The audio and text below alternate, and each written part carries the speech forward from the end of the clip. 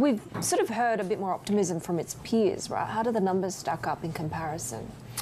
Well, I think really you didn't have any surprises in this result. So if anything, there's kind of a little bit of disappointment there that there wasn't kind of a little bit more. But really what you heard from Shane Elliott in some of the commentary around the result today is this kind of this pressure in the mortgage market and this idea that maybe they went a little bit too hard into discounting and lost some margin there, because the pressure on net interest margins, I think, really is probably a little bit stronger than maybe some people were estimating going into this ANZ result. But on the other hand, maybe this is just emblematic of what we're seeing across the board. We knew that 2024 calendar year was going to be a tough environment. We're at or near to peak rates. That's certainly the view from Ross McEwen that we heard from at NAB last week.